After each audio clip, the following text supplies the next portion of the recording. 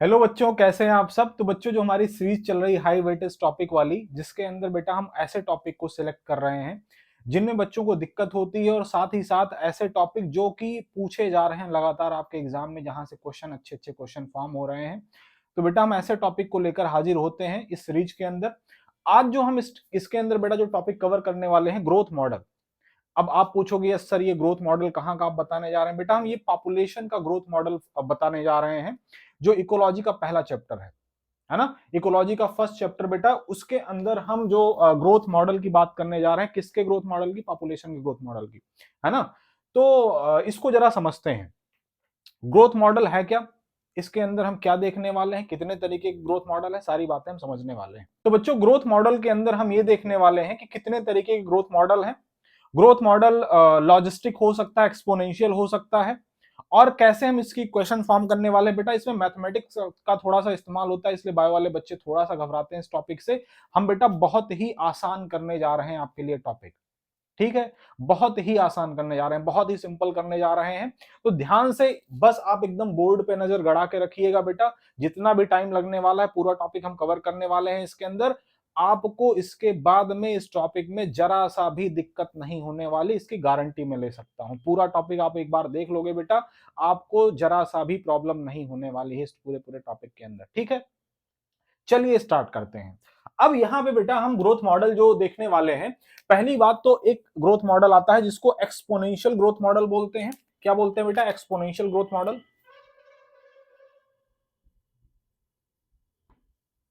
Exponential growth. और एक को लॉजिस्टिक ग्रोथ बोलते हैं। क्या बोलते हैं? Logistic growth. लॉजिस्टिक ग्रोथ और एक्सपोनेंशियल ग्रोथ। जो लॉजिस्टिक ग्रोथ है बेटा, इसको कोई भी ऑर्गेनिज्म तब कर सकता है, लॉजिस्टिक ग्रोथ कर्व तब फॉर्म कर सकता है कोई भी ऑर्गेनिज्म नेचर के अंदर, जब रिसोर्सेज अनलिमिटेड क्वांटिटी में हो। कैसे बेटा? जो रिसोर्सेज हो, रिसोर्सेज कैसे हो? अनलिमिटेड हो। अनलिमिटेड हो।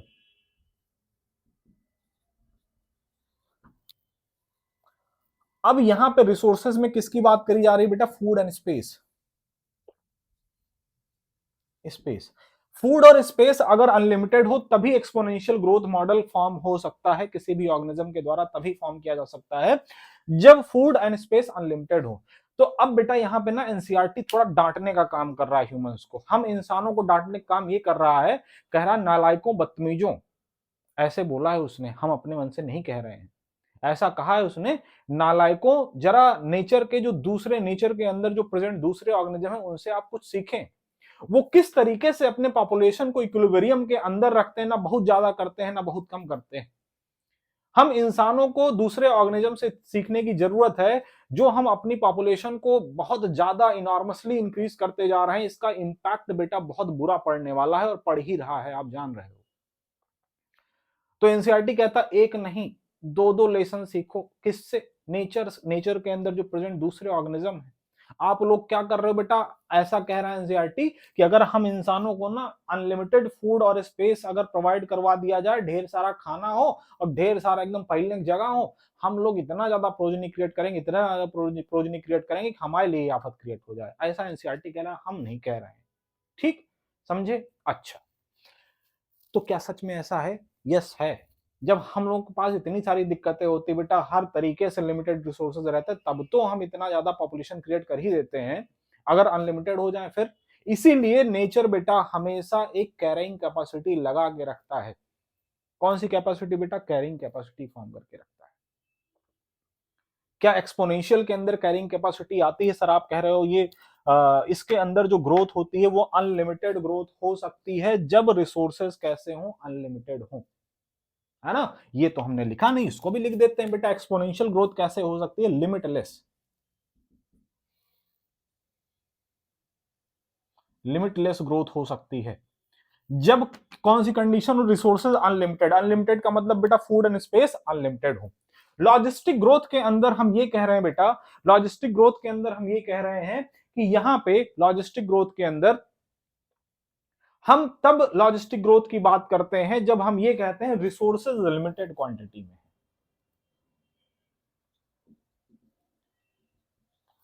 लिमिटेड क्वांटिटी में। कैसे? लिमिटेड क्वांटिटी में फूड एंड स्पेस लिमिटेड है, तो यहां पे नेचर्स की कैरिंग कैपेसिटी काम आती है बेटा। यहां पे कैरिंग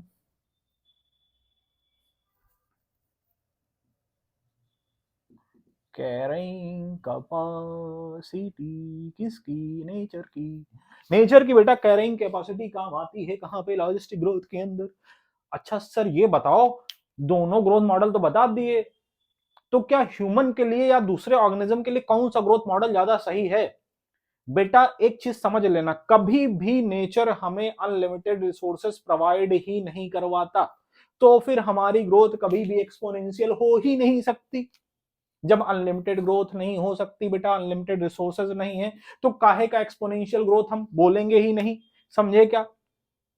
एक्सपोनेंशियल ग्रोथ जो कर्व बेटा हमें बताना है, ये आइडियल चीज है। कैसी है बेटा? ये आइडियल है। एक्सपोनेंशियल ग्रोथ आइडियल होती है, ये प्रैक्टिकल नहीं है, बिल्कुल भी प्रैक्टिकल नहीं है। लॉजिस्टिक ग्रोथ बेटा प्रैक्टिकल है। प्रैक्टिकल है कौन? Logistic growth. समझे कि नहीं समझे? अब जरा हमारी बात सुने ध्यान से बबुआ। अब दोनों को एक एक करके समझाते हैं हम आपको, ठीक है? ये दोनों अगर आपको समझ में आ जाएगा बेटा, तो आपकी जिंदगी के बहुत सारे कष्ट दूर हो जाएंगे, क्योंकि बड़ा परेशान रहते हैं बच्चे इसको, है ना, समझ नहीं पाते। अब जरा देखो, एक्सपोनेंशियल ग्रोथ जो है बेटा, इसमें एक्सपोनेंशियल ग्रोथ जो हम कह रहे हैं बेटा, इसमें इसके पहले अगर किसी बच्चे ने पॉपुलेशन एट्रीब्यूट वगैरह पढ़ रखा है बेटा, तो वहां पे बर्थ रेट और डेथ रेट की बात करी जाती है ना? बर्थ रेट डेथ रेट की बात करी जाती है बेटा। वहां से हम एक इक्वेशन को निकालते हैं जरा, और उस इक्वेशन के यहाँ पे लगाने की कोशिश करते हैं बेटा। वो उसके ऊपर अभी लेक्चर हम फॉर्म कर देंगे, अगर आप लोग चाहोगे तो बेटा। ये लेक्चर देखने के बाद में बताना, अगर जरूरी होगा आपको लगेगा तो आप बता देना, मैं लेक्चर फॉर्म कर दूंगा। लेकिन अभी समझे जरा, एक्सपोनेंशियल ग्रोथ मॉडल हम समझने जा रहे हैं। इसके अंदर बेटा हम आपसे ये कह रहे हैं, एक्सपोनेंशियल ग्रोथ मॉडल के अंदर आप सबसे पहले बर्थ रेट को बेटा स्मॉल बी से रिप्रेजेंट करते हो, और स्मॉल बी का जो फॉर्मूला वहां पे हमने बनाया था, delta N B upon N nought.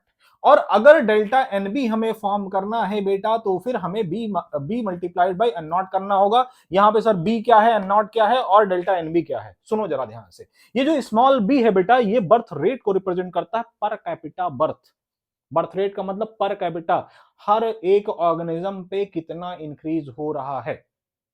समझे? वहां पे बड़ा बढ़िया एग्जांपल लेके पॉन्ड में है ना, जो लोटस प्लांट का एग्जांपल लेके समझाया गया है कि शुरू में, है ना, n इज इक्वल टू 0, मतलब t is equal to 0 time पे बेटा, जो पॉन्ड के अंदर जो है ना, जो जो पॉन्ड के अंदर बेटा जो लोटस प्लांट थे 20 थे, आफ्टर टाइम t है ना 28 हो जाते हैं। तो डिफरेंस जो आ रहा है बेटा, वो डिफरेंस डेल्टा एन बी है ना, 8 का जो डिफरेंस आता है। तो यहां से दो फॉर्मूला जनरेट होते हैं, इन दोनों फॉर्मूला को आपको याद रखना है। दूसरा बेटा, अगर हम डेथ रेट की बात करें, डेथ रेट की बात करें, तो डेथ रेट के अंदर बेटा small D is equal to delta N D upon N nought की बात करी जाती है। Delta N D is equal to D multiplied by N nought. समझे कि नहीं समझे? यहां पे भी सेम चीज मैं कह रहा हूं। डी स्मॉल डी जो है बेटा, ये क्या है? डेथ रेट है। डेथ रेट में अगर हम फॉर्मूला बेटा, है ना, डेथ रेट का फॉर्मूला अगर लिखने की कोशिश करें, delta N D upon N nought होता है। डेल्टा एन डी क्या है बेटा? चेंज है। यहां पे ड्रोसोफिला का एग्जांपल लिया है, समझे? ड्रोसोफिला फ्रूट फ्लाई का एग्जांपल लिया है बेटा, यहाँ पे कि 36 होती है ना, 40 रहती है, कुछ टाइम के बाद बेटा, है ना, 4 मर जाते हैं, 36 रह जाते हैं, है ना। तो यहाँ पे डेथ रेट निकालना है कि हर एक फ्रूट फ्लाई पे कितने की डेथ हो रही, तो वहां पे है ना कैलकुलेट किया जाता है। दो इक्वेशन हम बताते हैं, इक्वेशन नंबर 1, 2, 3 और 4। ये चारों आपको अगर बेटा आता है, तो हम अब आपको एक्सपोनेंशियल ग्रोथ मॉडल बताने जा रहे हैं। अब जरा इनको अप्लाई करके देखें बेटा। लॉजिस्टिक वाला अभी आप भूल जाओ थोड़ी देर के लिए, लॉजिस्टिक की बात हम नहीं कर रहे हैं, किसकी बात कर रहे हैं? एक्सपोनेंशियल की। हम ये कह रहे हैं बेटा, एक्सपोनेंशियल ग्रोथ के अंदर आपको टोटल ग्रोथ अगर निकालनी है, तो डीएन बाई डी करना होगा, डीएन बाई डी करना होगा। और डीएन बाई डी का मतलब क्या हुआ बेटा? हम टाइम के रिस्पेक्ट में डेंसिटी, पॉपुलेशन डेंसिटी फॉर्म करने की कोशिश कर रहे हैं। और पॉपुलेशन डेंसिटी कितना होगी बेटा? वो डिफरेंस बताएगा, किसका? बर्थ रेट और डेथ रेट का जो टोटल डिफरेंस होगा बेटा, वही बताएगा। इसका डिफरेंस हम कैसे निकालेंगे? डेल्टा एनबी और डेल्टा एनडी से। जरा करके देखते हैं। Delta NB multiplied by delta minus है ना, माइनस डेल्टा एन डी, है ना, delta N B minus delta N D, ऐसे करके निकालते हैं बेटा। अब डेल्टा एन बी की वैल्यू जरा यहां से देख लो, डेल्टा एन बी की वैल्यू कितनी बेटा, B multiplied by N not minus D एंटीप्लाइड मल्टीप्लाइड बाई एन नॉट, है ना, ये वैल्यू है। यहां से एन नॉट कॉमन हो सकता है क्या, यस हो सकता है। बी माइनस डी आया क्या, यस आ गया। D N by D T is equal to कितना आया बेटा, एन नॉट बी माइनस।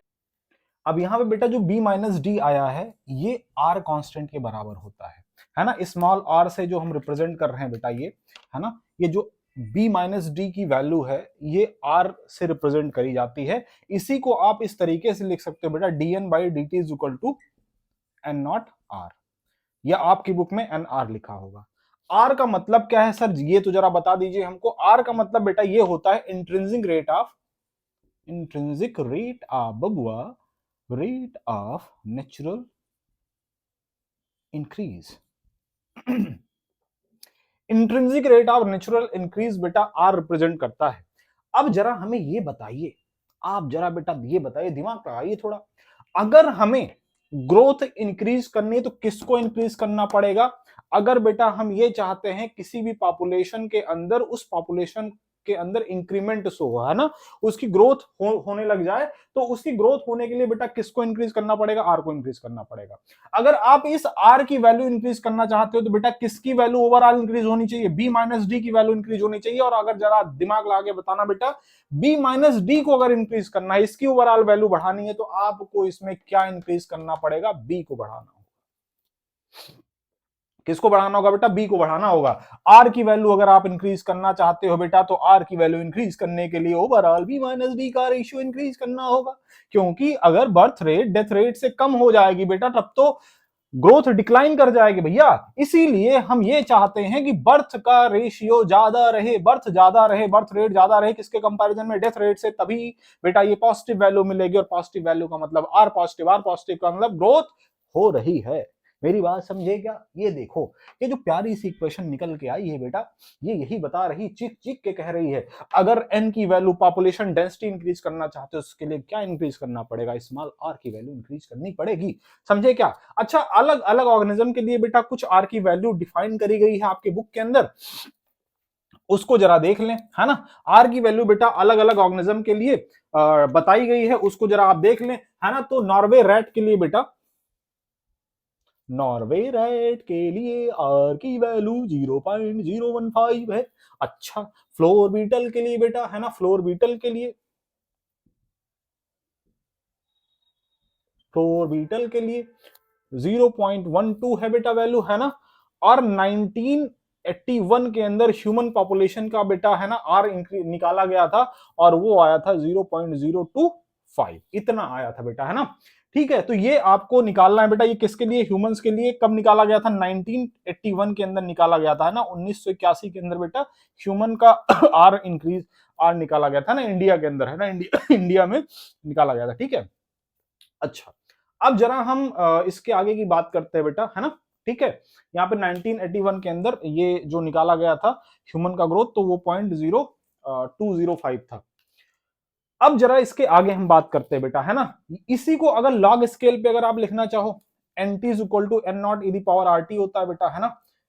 इसी को अगर लॉगरिथमिक स्केल पे लिखना चाहो तो N T is equal to, हम जरा इसको इस तरीके से लिख देते हैं, देखना जरा ध्यान से। N T is equal to N not E to the power R T.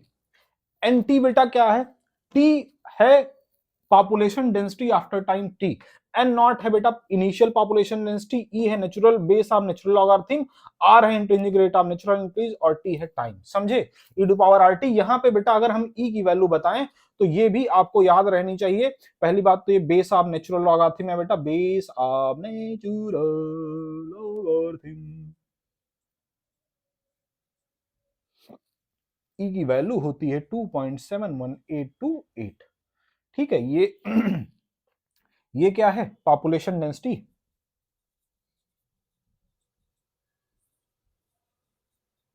After time T. Initial population density है,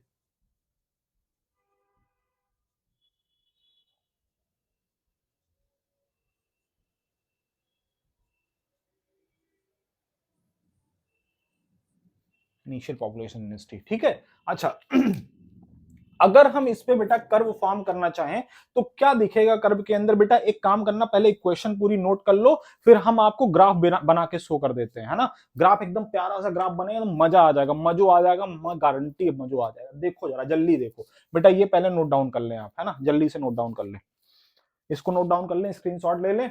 अब हम इसके आगे जो है ग्राफ कर्व, इसका कर्व फॉर्म करने जा रहे हैं, देखना जरा ध्यान से, है ना।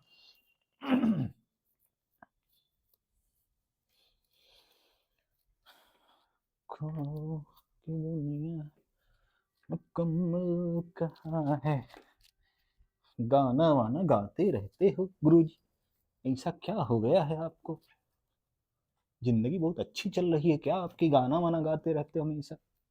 हमारा मन, हम गाएंगे बे, क्या कर लोगे तुम, पढ़ाई करो तुम चुपचाप, ज्यादा गाना वाना ना सुनो, समझे। हाँ देखो अब बेटा बात ये है कि हम जो है कर्व जो फॉर्म करने जा रहे हैं बेटा, ग्रोथ कर्व जो फॉर्म करने जा रहे हैं वो पॉपुलेशन डेंसिटी और टी के बीच में है ना। पॉपुलेशन डेंसिटी, पॉपुलेशन ऐसे लिखते हैं, थोड़ा सा प्यारा सा एकदम, बढ़िया बढ़िया एकदम चुपकू चुपकू, देखो तो ये बेटा जो इस एक्सिस पे हम रख रहे हैं, पॉपुलेशन डेंसिटी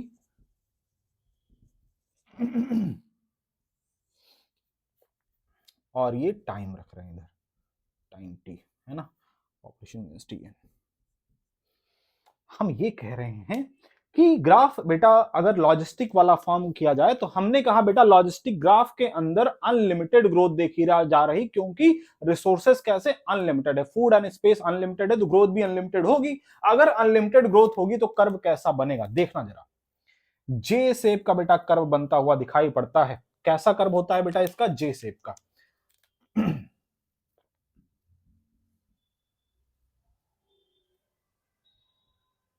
जे शेप का कर्व होता है। ये जो बेटा शुरू शुरू में है, यहां से यहां तक का जो आपको दिखाई पड़ रहा है बेटा, है ना, ये लैग फेज शो कर रहा है, this is lag phase. Lag phase बेटा इसलिए कह रहे हैं क्योंकि शुरू शुरू में मान लो जैसे बैक्टीरिया ही है, मान लो ग्रोथ कर रहा है कल्चर प्लेट के ऊपर, सपोज कर लो बेटा उसको डिवाइड होने में 20 मिनट का टाइम लग रहा है। अगर एक बैक्टीरियल सेल है शुरू शुरू में बेटा, तो वो 20 मिनट के अंदर डिवाइड जब कर रही होगी, ध्यान से सुनना जरा, है ना, ऐसे मैं आपको एक समझाने की कोशिश कर रहा हूं। मान लो बेटा एक सेल है, 20 मिनट के अंदर डिवाइड कर रही है 20 मिनट के अंदर, है ना, एक बैक्टीरियल सेल है, 20 मिनट में बेटा दो का फॉर्मेशन करेगी, आफ्टर 20 मिनट फिर से जब इसमें डिवीजन होगा बेटा तो ये 2 से 4 का फॉर्मेशन करेगी।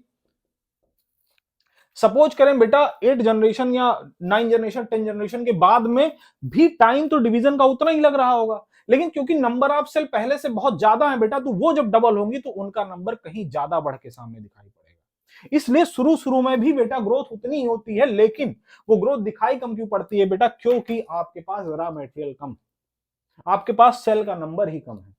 सेल का नंबर कम है तो उसकी ग्रोथ भी कम दिखाई पड़ेगी। थोड़े टाइम के बाद जब सेल का नंबर बढ़ जाता है बेटा, तो जब उसमें ग्रोथ होती है, डबलिंग होती है, बहुत ज्यादा नंबर बढ़ के आता है, ठीक है। तो इसलिए शुरू शुरू में लैग फेज, इसके बाद में phase of acceleration, phase of acceleration, acceleration मतलब एकदम बहुत धड़ाके से ग्रोथ हो रही है, समझे कि नहीं समझे। अच्छा सर ये तो समझ में आ गया बढ़िया से, जे शेप का कर्व, यहाँ पे सर कहीं पे है ना आपने लिमिट दिखाई नहीं, बिल्कुल नहीं होगी, लिमिट होगी नहीं। जरा आप लॉजिस्टिक के बारे में भी तो समझाओ हमें, लॉजिस्टिक वाला नहीं समझा रहे हो, उसको भी समझाओ। अच्छा आप देखो बेटा लॉजिस्टिक वाला देख लो, ये देखें ब्रैकेट हमने खोल दिया है, अब जरा लॉजिस्टिक वाला देखें बेटा, इसमें भी dn बाई dt करते हैं, rn करते हैं। जरा यहाँ पे 1 माइनस, यहाँ पे देखना बेटा, है ना, 1 माइनस n बाई के, ये जो के है बेटा यहाँ पे कैरिंग कैपेसिटी को रिप्रेजेंट कर रहा है, किसको, कैरिंग कैपेसिटी को रिप्रेजेंट कर रहा है बेटा। कैरिंग कैपेसिटी के बराबर अगर हम ये कह रहे हैं बेटा, शुरू शुरू में कभी ऐसा हो कि इस कैरिंग कैपेसिटी के बराबर ही पॉपुलेशन डेंसिटी रहे, तो क्या इसमें फर्दर इंक्रीमेंट देखने को मिलेगा, नहीं देखने को मिलेगा, बिल्कुल देखने को नहीं मिलेगा बेटा, इंक्रीमेंट होगा ही नहीं, है ना। लेकिन अगर n की वैल्यू कम है k से, तो बेटा k जब तक अचीव नहीं कर लेगी n की वैल्यू तब तक बढ़ती रहेगी। इसी फॉर्मूले को बेटा हम rn k minus n by K कर सकते हैं, rn k minus N by K कर सकते हैं, ठीक है। इस तरीके से कर सकते हैं। k इज कैरिंग कैपेसिटी यहाँ पे, है ना, k क्या है बेटा यहाँ पे carrying capacity, dn by dt is equal to, यहाँ पे k क्या है बेटा, k इज कैरिंग कैपेसिटी, देखो ऊपर ही लिख दिया हमने, है ना, k कैरिंग कैपेसिटी है, r intrinsic rate of natural increase है बेटा, n is population density, population density है। यहां से अगर इस कर्व को अगर हम फॉर्म करना चाहें बेटा, इसके बारे में बता चुके हैं आपको, रिसोर्सेज जब लिमिटेड होंगे तभी मतलब यहाँ पे क्या आएगा, के का मतलब कैरिंग कैपेसिटी है, किसकी कैरिंग कैपेसिटी, नेचर के द्वारा लगाई गई बेटा एक लिमिटेशन है, जो कि नेचर कह रहा भैया बस थम जाओ, इससे ज्यादा तुम्हें मौका नहीं मिलेगा ग्रोथ का, समझे। हाँ, तो ये नेचर कह रहा है। अच्छा, अब जरा यहां पे बेटा ध्यान से देखना, जो इसका ग्रोथ मॉडल है कुछ लॉजिस्टिक वाला कुछ इस तरीके से दिखाई पड़ता है। इस तरीके से जो दिखाई पड़ रहा है सर, इसका रीजन क्या है, इसका रीजन बेटा कुछ ये है, देखना जरा ध्यान से, ये यहां से यहां तक बेटा फेज ऑफ लैग फेज दिखाई पड़ रहा है, देखना जरा इसमें भी, है ना, ये यहां से यहां तक लैग फेज है, ये फेज ऑफ एक्सीलरेशन है,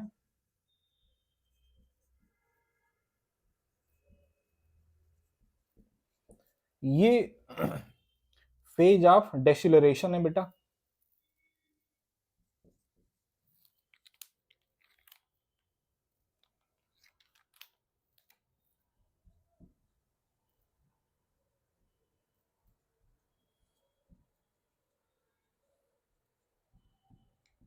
ये एसिम्पटॉट है,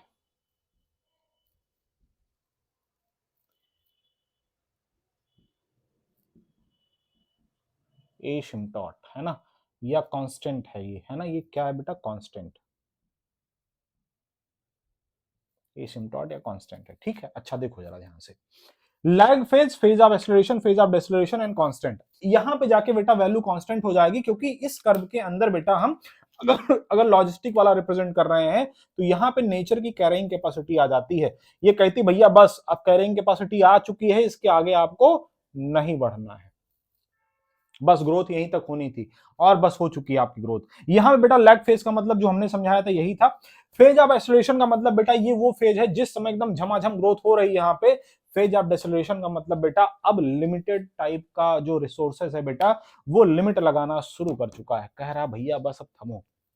क्या सर ये बताइए, जब फेज ऑफ डेसिलरेशन होगा तो ग्रोथ होना बंद हो जाएगी या माइनस में चली जाएगी ग्रोथ, माइनस में नहीं होगी, बंद नहीं होगी, बढ़ेगी तब भी, लेकिन बेटा वो जो इंक्रीमेंट था उसका रेट काफी डिक्रीज कर जाएगा, जो बढ़ने की दर है वो कम हो जाएगी, और आखिर में जाके जब कैरिंग कैपेसिटी के पास पहुंचेगी बेटा तो ये कांस्टेंट फेज को अचीव कर लेगी, किसको, कांस्टेंट वैल्यू हो जाएगी, इसके बाद में वैल्यू बढ़ना बंद हो जाएगी। मेरी बात समझे, ये कुछ इस तरीके से है बेटा फेज ऑफ डिसलरेशन। जैसे मान लो कहीं गंतव्य पे आपको, जैसे कोचिंग, घर से कोचिंग के लिए निकले बेटा, बाइक से जा रहे हो, कोचिंग आने से पहले, जस्ट पहले बेटा कोचिंग पहुंचने से जब आपको गाड़ी रोकनी होती है बेटा, तो आप क्या करते हो, थोड़ा थोड़ा ब्रेक अप्लाई करना शुरू करते हो। ब्रेक अप्लाई करने पे क्या आपकी गाड़ी रिवर्स चली जाती है क्या, फिर से पीछे चली, नहीं पीछे नहीं जाती, स्पीड उसकी स्लो डाउन हो जाती है। क्या हो जाती है बेटा, स्पीड स्पीड स्लो डाउन हो जाती है, थोड़े टाइम के बाद गाड़ी आके रुक जाती है, स्टॉप ले लेती है। वैसे ही बेटा यहाँ पे भी है।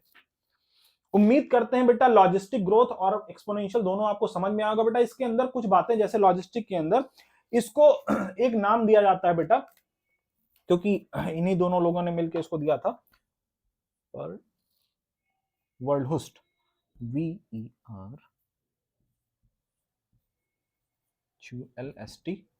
पर लॉजिस्टिक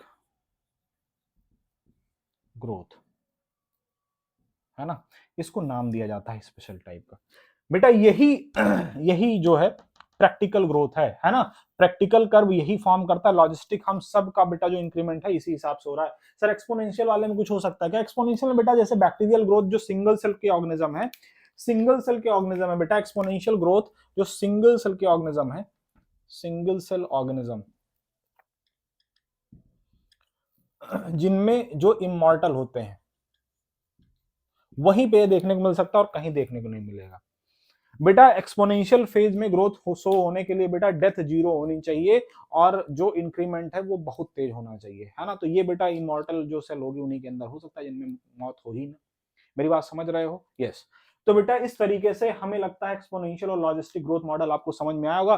बेटा एक्सपोनेंशियल के अंदर एक एक एनेक्डोट वगैरह दिया गया है, जिसके अंदर ये कहा गया है भैया एक राजा थे, एक मंत्री थे, है ना, इन दोनों ने वो मतलब है ना एक गेम खेलना शुरू किया। राजा ने ये शर्त रखी थी भैया जो हमको हरा देगा इस चेस गेम के अंदर उसको हम मुंह मांगा इनाम देंगे। मंत्री ने शर्त शर्त मान ली उनकी, है ना, मतलब मंत्री ने कहा ठीक हम खेलेंगे। राजा मंत्री दोनों खेलने लग गए और खेलते खेलते हुआ ऐसा कि भैया मंत्री ने राजा हरा दिया। अब हराया तो उसने एक जो शर्त रखी है बेटा, शर्त वो ये थी कि राजा को लगा बड़ा आसान सी शर्त है, उसने केवल ये कहा था कि भैया ऐसा अगर हम जीत गए, किंग से मंत्री ने कहा कि अगर हम जीत गए तो जीतने के बाद में जो चेस बोर्ड है इसके हर एक कॉलम में बेटा आप हर एक कॉलम में आपको ग्रेन्स फिल करने हैं। ग्रेन्स इस तरीके से फिल करने हैं कि जिस कॉलम में, पहले कॉलम में अगर आप एक रख रहे हो तो उसका नंबर हर बार डबल करते जाना है, दूसरे कॉलम में 2, तीसरे कॉलम में 4, चौथे कॉलम में 8, इस तरीके से बेटा फिल करते जाना है। अगर इस तरीके से फिल करोगे, राजा ने कहा कि भैया ठीक है शर्त मंजूर है, कर लिया उसने। उसके बाद में जब हार गया बेचारा, वो मुस्कुराते हुए कहा ले आओ, बड़ा एकदम सिली टाइप का है ना, इन्होंने डिमांड करा है, चलो भर देते हैं तुरंत फटाक से। भरने जब गए भाई साहब, तो दिक्कत ये हुई, उनको राजा साहब को पता चला कि हमने बहुत बड़ी मिस्टेक कर दी है। आधा भी कॉलम उन्होंने भरा नहीं था कि उनको ये लगने लग गया कि हमारे राज्य का अनाज खत्म हो जाएगा, लेकिन हम पूरे कॉलम को फिल नहीं कर सकते। बेटा चेस बोर्ड में 64 कॉलम होते हैं, उन्हें लगा कि हम फिल नहीं कर पाएंगे, इतना ज्यादा ग्रेन्स पुअर करना पड़ेगा उसमें। ठीक है, तो ये कहानी थी कि इस कहानी को पढ़ लेना आप। बाकी बेटा वीडियो कैसा लगा, मजा आया, एकदम जबरदस्त, बहुत ज्यादा मजा आया, कमेंट सेक्शन के अंदर लिख के बता देना। कहीं कुछ आपको डाउट लगे वो भी बेटा पूछ सकते हो हमसे। बाकी वीडियो देखने के लिए, हमारे हमसे जुड़े रहने के लिए बेटा बहुत बहुत थैंक यू, बहुत बहुत धन्यवाद। ठीक है, और आगे भी बेटा एकदम मजेदार टाइप के वीडियोस बनते रहेंगे बेटा। जो प्लेलिस्ट अपनी बनी हुई यूट्यूब के ऊपर, उन प्लेलिस्ट को फॉलो करते रहें। Thank you very much.